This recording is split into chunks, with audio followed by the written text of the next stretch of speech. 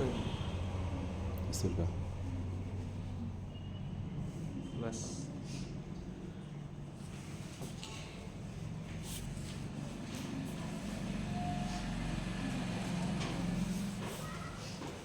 बघा आता आपल्याला हेल्पिंग वर्ब आणि मेन वर्ब या दोन्ही गोष्टी माहिती झाल्या तुम्हाला. याच्यामध्ये प्रकार पण माहिती झाले. आता बघा ध्यान ठेवा, याच्यानंतर चुकू देऊ नका. याच्यानंतर हे गोष्ट माहितीच असल्या पाहिजे आपल्याला. याच्यानंतर आपला हा मुद्दा नाही चुकला पाहिजे. बरं, आता वर्ब म्हणजे काय? क्रियापद. आणि या क्रियापदाचे मी दोन प्रकार सांगितले आहेत. करेक्ट आहे. बरं, दोन प्रकार क्रियापदाचे कोणते कोणते आहेत मला सांगा मग प्लीज.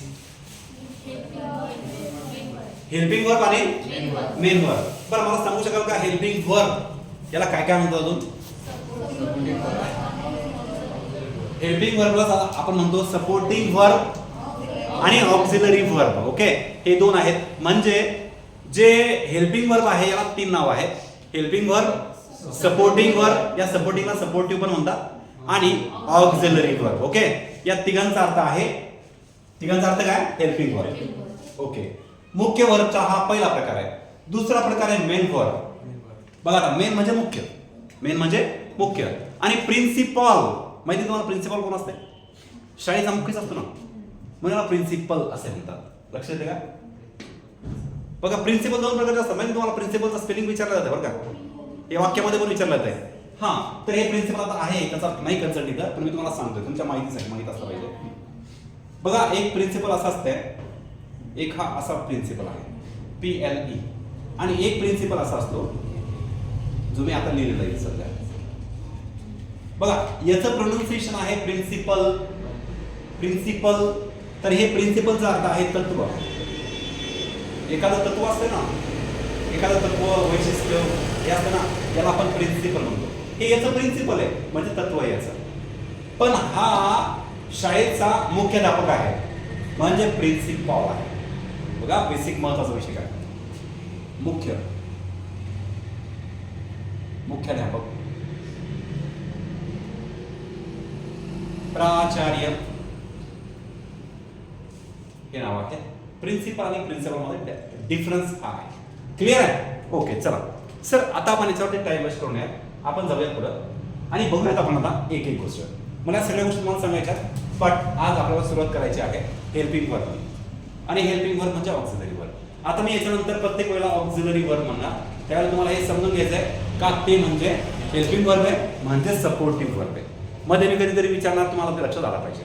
क्लिअर आहे? चलो ठीक आहे, जाऊया पुढे आपण आता. आणि पहिला पार्ट, पहिला टॉपिक बघूयात आपण हा आज, ते म्हणजे प्रायमरी ऑक्झिलरी. मी ऑक्झिलरी वर्ब बघतोय आता, आणि ऑक्झिलरी वर्ब मध्ये मी प्रायमरी ऑक्झिलरी हा विषय बघत आहे. बाकीचा विषय तुम्हाला माहित झाला आहे. एक एक मुद्दा आपण क्लिअर करूया, आणि याच्यामध्ये आता पहिले बघूया आपण प्रायमरी ऑक्झिलरी. ठीक आहे? बरं, मला सांगू शकाल का प्रायमरी ऑक्झिलरी कोणाला माहिती आहे का? Anybody knows please? जर माहित असेल तर मला सांगा. प्रायमरी ऑक्झिलरी बघा याच्यामध्ये दोन प्रकार सांगितले, एक प्रायमरी ऑक्झिलरी, एक मॉड्यूल ऑक्झिलरी. आता मी मॉड्यूल ऑक्झिलरी नाही बघत आहे, आता मी पहिला बघत आहे, तो आहे प्रायमरी ऑक्झिलरी. ठीक आहे? बघा या प्रायमरी ऑक्झिलरीचे ना, प्रायमरी ऑक्झिलरी मध्ये आहे टू बी, एक आहे टू डू, आणि एक आहे टू हॅव. हे माहिती आहे आपल्याला. याच्यावर एक्झामला कसे प्रश्न येतात ते पण बघूयात आपण. म्हणजे मुद्दा क्लिअर आणि त्याच्यावर प्रश्न पण क्लिअर. ठीक आहे? आणि हे आपल्याला सर्चिंग पण करायचे. जे पेपर झाले आतापर्यंत, जुने पेपर झाले, तलाठी असेल, वनरक्षक असेल, किंवा राज्यसेवा असेल, कोणते असेल, त्याच्यामध्ये आपल्याला चेक करायचं काय आले काय नाही आलंय, तुम्हाला सापडून जातील ते. ठीक आहे? आता ना हा टू बी आहे, या टू बी मध्ये काय काय आहे मला माहिती आहे का? एम, इज, आर, वॉज आणि were. Am, is, are, was, were. सर टू बी ची रूप आहे, एक वर्तमानकाळी आहे, एक भूतकाळी आहे. क्लिअर आहे? बरं, आता टू डू आहे ना, याचे पण रूप आहे सर, वर्तमानकाळी आणि भूतकाळी आहे. बरं, कोणते कोणते माहिती आहे? डू सर, याच्यामध्ये डू डज आहे, आणि हा डीड आहे. ठीक आहे सर, डू आणि डज एकच आहे, आणि डीड हा भूतकाळी आहे. बरं, याच्यामध्ये सर हॅव, हॅज आणि हॅड असं आहे. हॅव आणि हॅज बेसिकली एकच आहे, आणि हॅड हा भूतकाळी आहे. क्लिअर आहे? बरं, आता बघूयात आपण याला डीप मध्ये पाहूयात आपण. एम इज आर हा विषय काय आहे आणि याच्यामध्ये आपल्याला काय वापरता येईल, कसं वापरता येईल, चांगल्या प्रकारे बघूयात आपण. ठीक आहे.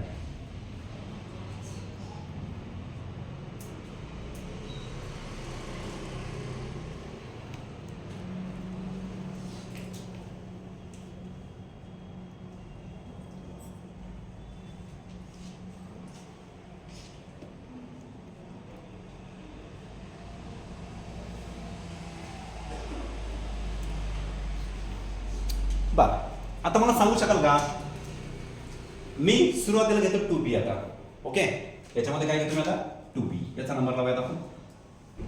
हा टू बी मी लिहितो इथं. आता याच्यामध्ये मी लिहिले एम इज आर वॉज आणि वेअर. करेक्ट आहे. हे टू बीचे वर्ब लिहिले मी. या टू बीच्या वर्ब मध्ये हा जो एम आहे हा आहे सिंग्युलर. करेक्ट आहे. सिंग्युलर म्हणजे एक वचनी. हा आहे व्हेरी गुड. हा आहे प्लुरल. हा आहे आणि हा आहे प्लुरल. बघा, याचा अर्थ लिहितो मी टीप मध्ये. यस म्हणजे सिंग्युलर म्हणजे एकवचनी आणि पी चा अर्थ आहे प्लुरल आणि याचा अर्थ आहे अनेकवचनी किंवा अनेकवचन. हे टीप मध्ये लिहून घ्या म्हणजे तुम्हाला लक्षात राहील. ठीक आहे. यस म्हणजे काय आणि पी म्हणजे काय. सर मला माहित झालं का एम इज आर आणि वॉज वेअर हे टू बीचे जे क्रियापद आहेत हे बघतोय आपण हेल्पिंग वर्ब. काय बघतोय आपण? हेल्पिंग वर्ब बघतोय. आणि या हेल्पिंग वर्ब मधला मला माहिती झालाय to be. To be. Okay, आता आपण जाऊयात पुढे.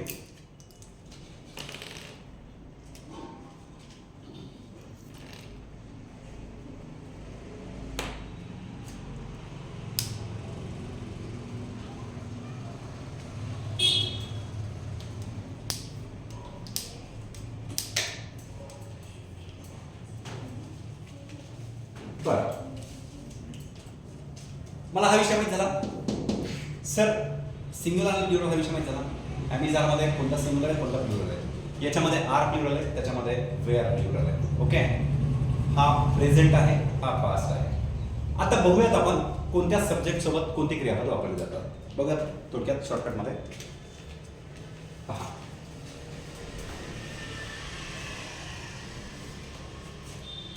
मी सब्जेक्ट प्रोनाउन सांगितले तुम्हाला. सब्जेक्ट प्रोनाउन सांगितलं नाही. बरं, फर्स्ट पर्सन कोणते होते? आय आणि वी. नंतरचे सेकंड पर्सन यू आणि third person he she it they. अजून एक नाऊन आहे, हे सिंग्युलर असते. अजून एक नाऊन आहे ते प्लुरल असते. क्लिअर आहे? ओके सर, आता ना हा माहिती झाला मला. याच्यामध्ये मी प्रेझेंट मध्ये काय वापरणार आणि पास्ट मध्ये काय वापरणार हे लिहितोय मी आता. हे सब्जेक्ट प्रोनाउन्स आहे. सब्जेक्ट प्रोनाउन्स आहे. याच्यामध्ये प्रेझेंट मध्ये कोणता टू बी वापरला पाहिजे आणि पास्ट मध्ये कोणता टू बी वापरला पाहिजे. बेसिक आहे, माहित असतं पाहिजे. ठीक आहे सर. याच्यामध्ये मी आय नंतर प्रेझेंट मध्ये काय वापरणार? एम वापरणार. करेक्ट आहे. बरं, पास्ट मध्ये काय वापरणार? वॉज वापरणार. म्हणजे आय एम, आय वॉज असं होतं. सर वी मध्ये काय? आम्ही. आम्ही नंतर काय वापरणार? आर प्रेझेंट मध्ये. सर पास्ट मध्ये काय वापरणार? वेअर वापरणार. वेअर. Very good. आर तिकडे वेअर वापरणार. बरं, यू नंतर काय असणार? बघा हा सिंग्युलर आहे आणि हा प्लुरल आहे. आता मी काय म्हणतो, सिंग्युलरच्या ठिकाणी आपण एमिजार पैकी एम आणि इजच वापरतोय. बट हा अपवाद आहे. हा पहिला यू जो सिंग्युलर आहे हा अपवाद आहे की ज्याच्या समोर आपण इज नाही वापरत आहे. तिथं वापरतो आपण आर. काय वापरतोय? आर. इथे पण आरच वापरतोय. सर मी इकडे काय वापरणार? वेअर आणि इकडे पण वेअरच वापरणार. ठीक आहे. बरं, आता ही नंतर काय? शी नंतर पण, एक नंतर पण इज. ओके सर, इकडे काय असणार मग? हे सिंग्युलर आहे म्हणून नंतर वॉज वॉज असणार आहे. हे पण वॉज आहे. ठीक आहे सर. दे आहे दे आर. इकडे दे साठी were. They are, they were. Good. Sir याच्यानंतर हा नाउन सिंग्युलर आहे. इज असणार. इज कधीच एम नसणार आहे. इज असणार आहे. क्लिअर? सर इथं अनेक वचनी प्लुरल नाउन आहे, आर वापरणार. सर इथं काय असणार, वॉज, आणि इकडे काय असणार, वेअर. बघा एवढी कन्सेप्ट क्लिअर झाली का? हे महत्वाचं आहे.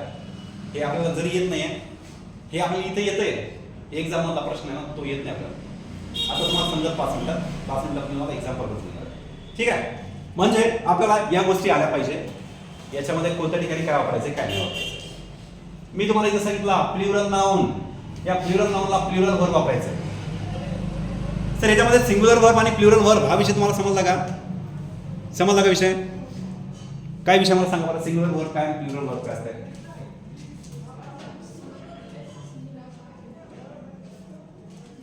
याच्यामध्ये सिंग्युलर व्हर्ब कोणते आहे?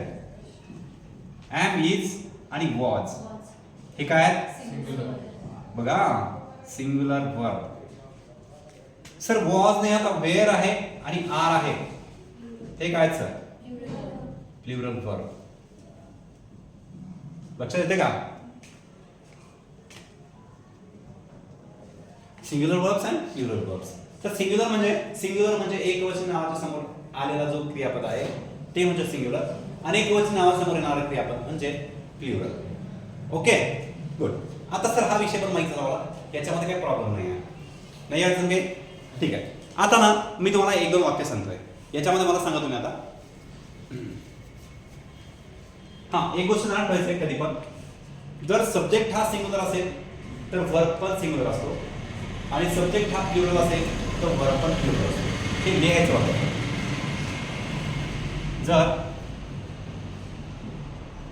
सब्जेक्ट सिंग्युलर तर वर्ब सिंग्युलर, आणि जर सब्जेक्ट प्लुरल तर वर्ब सुद्धा प्लुरल.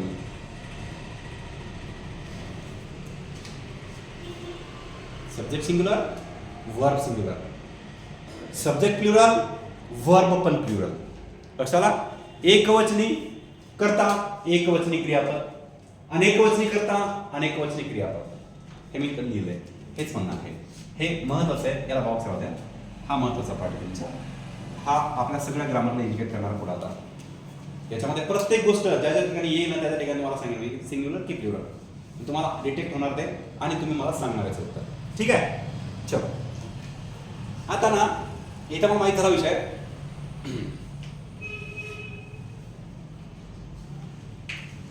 एक वाक्य लिहितोय आणि तुम्हाला सांगायचंय मला याच्या पुढे कोणतं वर्ब वापरता येईल. ठीक आहे, इथंपर्यंत काही प्रॉब्लेम आहे का? काही अडचण आहे? If you have any problem then please ask me. तर असेल तर मला विचारा, मी तुम्हाला आत्ताच क्लिअर करून देतोय. नाहीये कोणतीच गोष्ट साधी ठेवू नका मनात, जर अडचण असेल तर विचारा. पण मला असं वाटतं हे बेसिक आहे, हे माहिती आहे आपल्याला. ठीक आहे, चलो.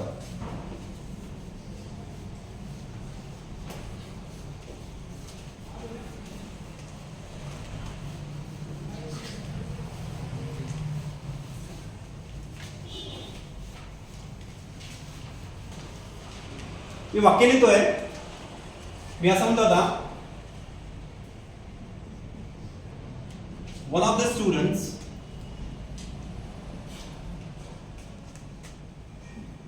प्रेझेंट. इथे तुम्हाला वापरायचं आहे वॉज किंवा वेअर. वेअर वेअर वेअर कोणी वेअर कोणी वॉज म्हणत नाही, म्हणून मी वॉज म्हणून टाकतो. वॉज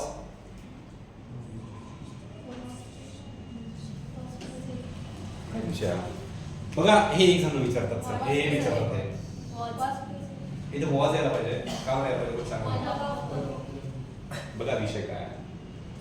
इथं आपल्याला दिसला का पाहिजे, दिसला करतो सर. स्टुडंट्स अनेक वचन आहे ना? अरे नाही बाबा, हे अनेक वचन नाहीये. मला सांगा, वन ऑफ द चा अर्थ आहे एक, विद्यार्थ्यांपैकी एक जण उपस्थित होता असे म्हणायचे. काय म्हणायचंय? विद्यार्थ्यांपैकी एक जण उपस्थित होता. मग याचं उत्तर असणार आहे was present. Was present is correct. इथं वेअर येणार नाही, वॉज इज करेक्ट. लक्षात येते का मुद्दा? ओके. हे चांगला याच्यातली आजार आहे. स्मार्ट याचा जरा स्टार्ट ठेवायला. हे वन ऑफ द आलं ना याच्यानंतर ध्यानात ठेवा तो प्लुरल जरी असला पुढचा इथं, पण इथं आपल्याला सिंग्युलर वर्ब घ्यायचा आहे.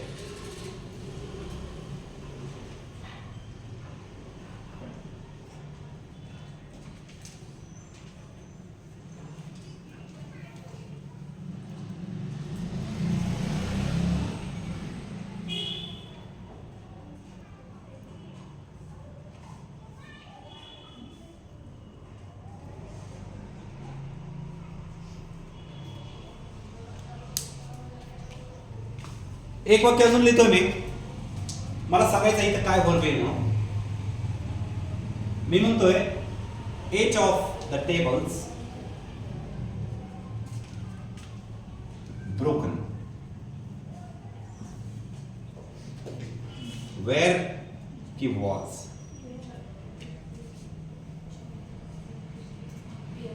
वेर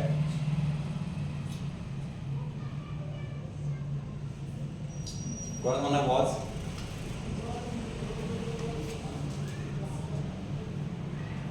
अडचण आहे आपली, हीच अडचण आहे ना. अरे हीच अडचण आहे. स्पर्धा परीक्षेचं ग्रामर म्हणजे काय हेच आहे. हेच आपल्याला आलं पाहिजे. ज्या वेळेला ईच ऑफ असं असते, इथं अनेक प्रश्न असते, त्यावेळेला इथं वॉज वापरतात. हे पण ना ठेवा. ईच ऑफ द टेबल्स म्हणजे टेबलापैकी प्रत्येक. ईच म्हणजे प्रत्येक. टेबलांपैकी प्रत्येक टेबल हात तुटलेला होता. लक्षात येते का? टेबलांपैकी प्रत्येक टेबल हात तुटलेला होता. म्हणजे each of the tables were broken नाही गेला, मार्क गेला आपला. Each of the tables was broken. लक्षात येते? म्हणजे प्रत्येक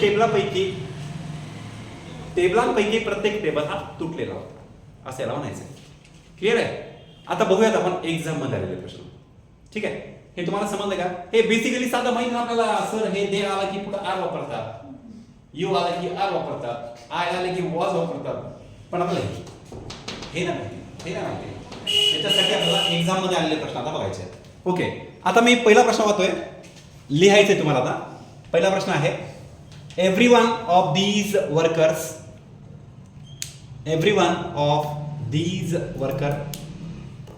THESE these. Every one of these workers. रिकामी जागा a trained technician.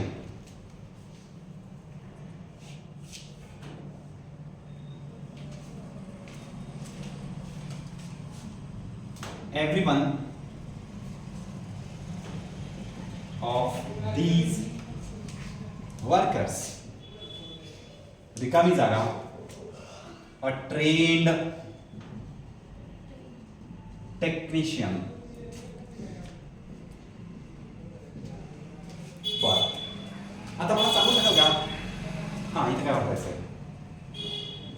R is M.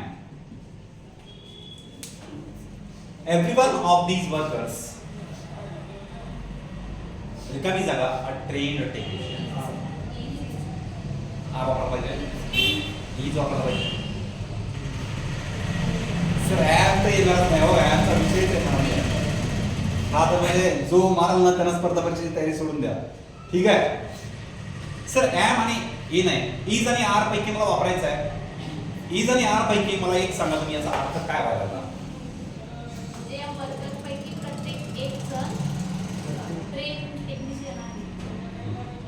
लक्षाला? या कामगारांपैकी, या काय म्हणते? Every one of these workers म्हणजे या कामगारांमध्ये प्रत्येक जण म्हणजे एकाएकाला इंडिकेट करून राहिला. आणि एकाएकाला इंडिकेट करून राहिला म्हणजे सिंग्युलर विषय. लक्षात येते का? म्हणून आपण इथं म्हटलं पाहिजे is a trained technician. Okay, every one of these workers is a trained worker, is a trained technician. Got it? Sir याच्यामध्ये पहा किती म्हणजे मोठा विषय आहे. याच्यामध्ये आपल्याला दिसतं प्लुरल, बट ते प्लुरल नाही आहे, ते सिंग्युलर आहे. लक्षात आला? एव्हरीवन म्हणजे प्रत्येक जण म्हणजे सिंग्युलर. लक्षात? म्हणून आपण असं लिहिलं पाहिजे, इज आला पाहिजे. ठीक आहे, हा प्रश्न राज्यसेवा 2019 चा आहे. राज्यसेवा 2019 हा प्रश्न विचारला होता. ओके सर, पुढचा प्रश्न माझा आहे, लिहा. The basket of apples and pears, रिकामी जागा, hanging there. The basket of apples and pears, रिकामी जागा, हँगिंग देअर. हँगिंग म्हणजे लटकवले, हँगिंग लटकवले. ओके, तिथे लटकवलेली होती म्हणते.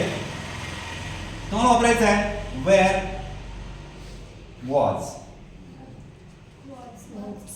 वॉज वापरताय का वापरताय वॉज? ते ॲड आहे आणि ते ॲड असल्यामुळं सुरुवातीचं जे सब्जेक्ट असतं त्याच्यानुसार येतं. हे अँडचा काही संबंध असतो का इथं? हां. असतो का? बरं काय म्हणणं काय किती त्याचं? सारे शब्द आहे ते ॲड सारखे, तर त्यात जे पहिला सब्जेक्ट आहे त्याच्यानुसार ठरतं. तर म्हणजे पहिला सब्जेक्ट हा आपला ॲपल्स आहे का? आपण नाही, बास्केटबॉल, हा बास्केट आहे. सफरचंदाची बघा basket. हा, याच्यामध्ये विषय असा आहे, सफरचंद लय मोठे आहेत, खूप सारे आहेत, पियर्स पण खूप सारे आहेत, पण हे कशात ठेवलेले आहेत? एका बास्केटमध्ये ठेवलेले आहेत ना. आणि बास्केट ही एकच आहे आणि एकच बास्केट असल्यामुळे आपल्याला इथं सिंग्युलर वर्बचा वापर करायचा आहे. म्हणजे काय येईल? Was hanging there. याचा अर्थ असा येईल. ह्या सुरुवातीचा सब्जेक्ट हा अति महत्त्वाचा असतो. याच्यावरूनच आपल्याला हे डिसाईड होत असते. क्लिअर आहे? आपण राज्यसेवा 2019 चा प्रश्न आहे. The basket of apples and pears was hanging there, असं हे वाक्य. क्लिअर आहे? चलो पुढचं वाक्य लिहा तुम्ही आता. 2021 ला विचारलेला प्रश्न आहे राज्यसेवा.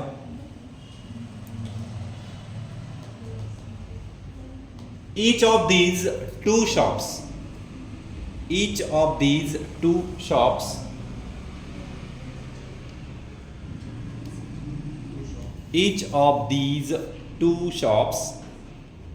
रिकामी जागा, डुईंग गुड बिझनेस.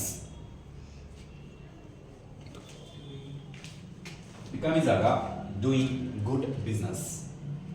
हा राज्यसेवेचे प्रश्न मी तुम्हाला सांगितले दोन. आता MPSC 2019 चे हे दोन प्रश्न आहेत राज्यसेवा. ठीक आहे. हा सर,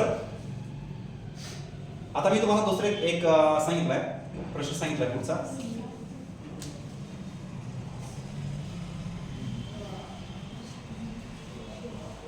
हा काय वाक्य होतं?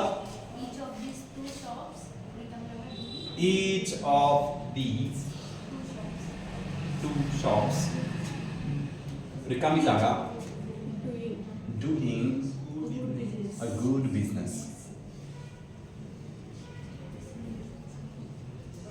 मी असं वाक्य लिहिलंय आणि इथं ना, इथं लिहितो मी इज किंवा आर. is हा राज्यसेवा 2021 चा प्रश्न आहे. 2021 काय येईल? इज येईल ना. अरे मी वाक्य बघितलं नाही या प्रकारचं, पहिलंच वाक्य बघितलं ना. ईच ऑफ दीज, जरी हे टू शॉप्स अनेक क्वेश्चन वाटतं असं वाटत असतं, असं भासत आहे आपल्याला ते अनेक क्वेश्चन आहे, पण हे ईच ऑफ दीज सुरुवात झाली आहे म्हणून आपल्याला इथं वापरायचं आहे is, not are. Is doing good business. Each of these two shops is doing good business. लक्ष देते? पुढचं वाक्य,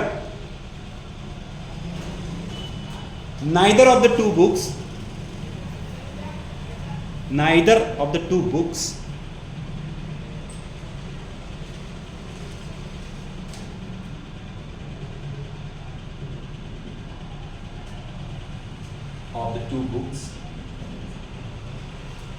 रिकामी जागा found useful.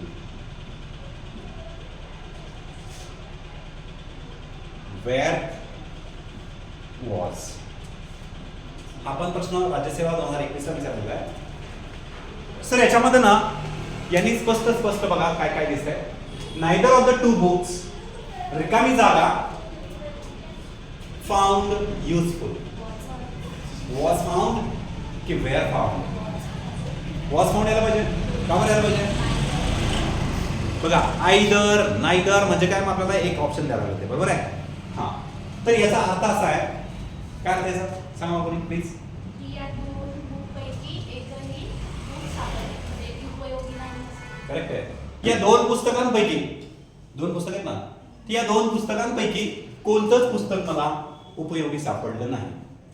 कोणतंच पुस्तक उपयोगी सापडलं नाही. एक एक पुस्तक म्हणजे कोणतंच पुस्तक नाही सापडलं. ठीक आहे, म्हणून आपल्याला म्हटलं लागलं वॉज फाउंड युजफुल. क्लिअर आहे.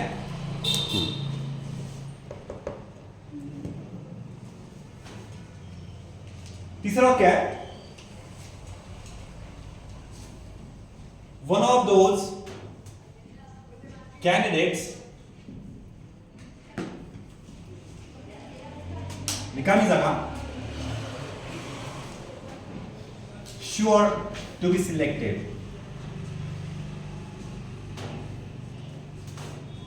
are is one of those candidates dash dash sure to be selected. बघा मी जेवढे पण वाक्य घेतले ना सगळे एक्सेप्शन होतात. याच्यामध्ये ना तुम्हाला सिंग्युलर वर्ब वापरायचं आहे, प्लुरल नाही. म्हटलं पाहिजे वन ऑफ दोज कॅन्डिडेट्स म्हणजे या विद्यार्थ्यांना कॅन्डिडेट पैकी एक तर असा आहे तो सिलेक्ट होणार, तर शुअर आहे, तर is sure to be selected.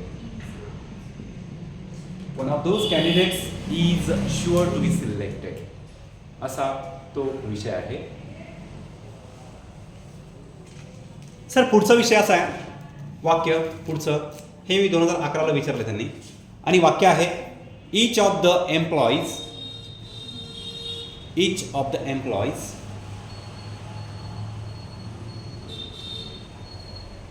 the employees रिकामी जागा given bonus. each of the employees रिकामी जागा given bonus.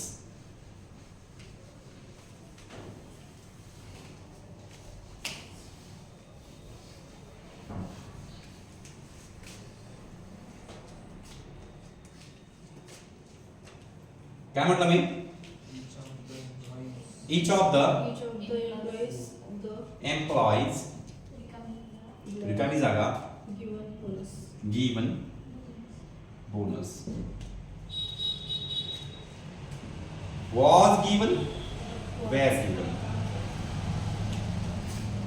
काय यायला पाहिजे, each of the वाक्य झालं ना, each of the करेक्ट आहे. हा ASO चा प्रश्न आहे, ASO 2011 चा प्रश्न आहे. प्रश्न असा आहे each of the employees was given bonus म्हणजे प्रत्येक कर्मचाऱ्याला बोनस दिल्या गेलं असं म्हणणं आहे वाक्याचं. प्रत्येक कर्मचाऱ्याला बोनस दिल्या गेलं. each of the employees was given bonus. Clear आहे. ओके, चला पुढचं वाक्य पटकन. neither of the accusations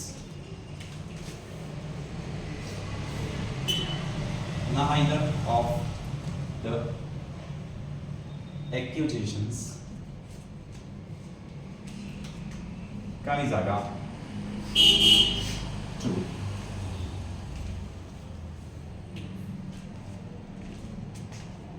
option आहे इज आर.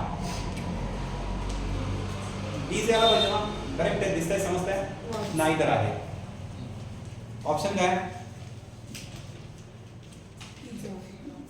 पैकी काय आहे, नायदर ऑफ द ॲक्युजेशन्स. मला सांगा तुम्ही ॲक्युजेशन्स म्हणजे काय. No, this is occupation. मला वाटलं होतं ते बदल तुमच्या भाषेत असतो. दिस is occupation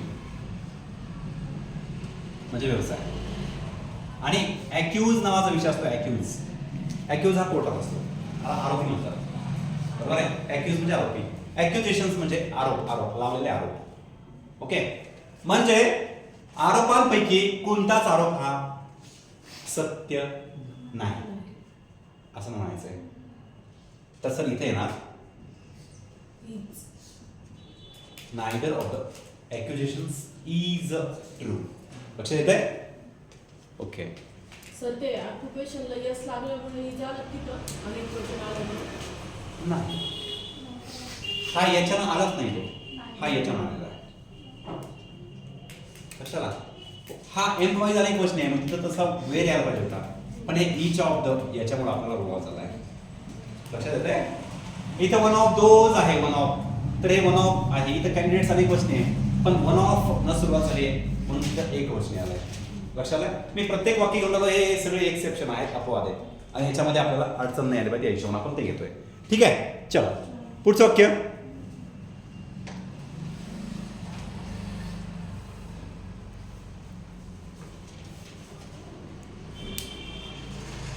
each of these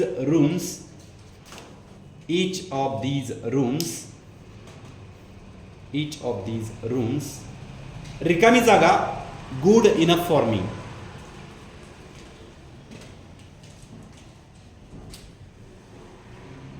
each of these rooms रिकामी जागा good enough for me.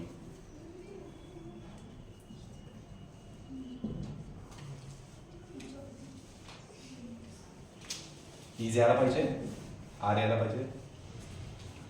हा कंबाईनचा प्रश्न आहे. ग्रुप सीचा प्रश्न आहे. काय मला सांगा बरं, काय आहे? 2019चा प्रश्न आहे तो. Each of these rooms is यायला पाहिजे की आर यायला पाहिजे? सर हे ईच आहे ना, हे पाहिलं ना आपण वाक्य आतापर्यंत. Each of these rooms is good enough for me. Okay? Each of these rooms is good enough for me. Sir each of ला वाक्य सुरू झालं तर सिंग्युलर वर्ब येणार. करेक्ट. हा विषय क्लिअर करणार पाहिजे. सांगा सर एकदा. हा जो आहे ना, each of, one of, neither of, everyone of, everyone, हे सगळं सुरू झालं ना, या कर्त्यांनी ज्यावेळेला वाक्य सुरू होईल त्यावेळेला तिथे आपल्याला सिंग्युलर वर्बचा वापर करायचा आहे. each of, one of, neither of आणि परत काय सांगितलं? Everyone.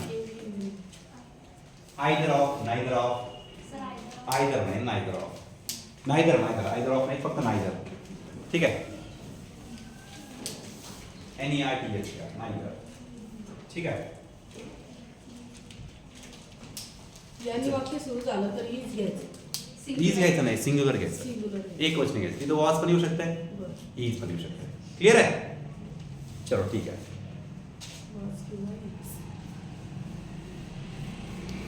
आता एक वाक्य UPSC 2020 ला विचारलं होतं. UPSC 2020 लास्ट वाक्य लिहायचं आपल्याला. वाक्य आहे the in charge of the workers. The in charge of the workers. The in charge